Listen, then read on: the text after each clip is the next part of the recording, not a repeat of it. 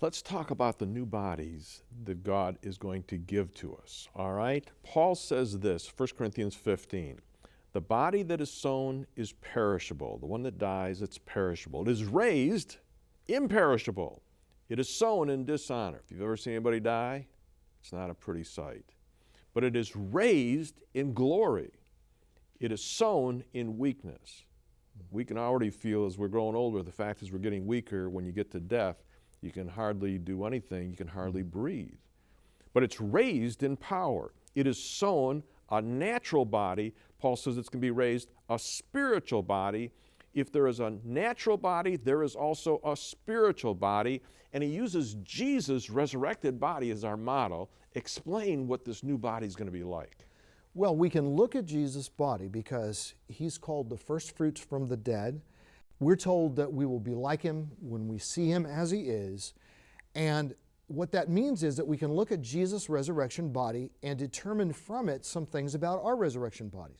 He made a point of saying to his disciples, touch me. I got this physical body. I am not a ghost. A ghost does not have flesh and bones as I have. What do we learn from that? Well, the resurrection body has flesh and bones. Now, it will not be a body subject to sin and death and suffering and all the things that came from the curse. In Revelation 22, we're told there will be no more curse. So Jesus defeats death, he defeats the curse, he reverses the curse, and in our resurrection bodies, we will experience life as we've never known it, because we can imagine what the resurrected life will be like on our very best day, when you felt your best and you looked your best and you had lots of energy and you thought, this was the peak of my life, and we tend to look back and think, I've passed my peak. Well, guess what? In the resurrection, our peak still awaits all of us, and we will never pass that peak. Will we have supernatural abilities like Jesus? I mean, Jesus could just float right up into the sky. I mean, how far does this new body go? We don't know for sure on that. Was that unique to Jesus as the God-man that he did that?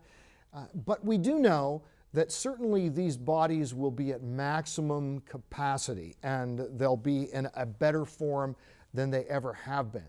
So there won't be sickness. We do know, for instance, that there are streets in the New Jerusalem and there are gates that enter the city. Well, normally that would indicate streets you walk on and gates you enter through.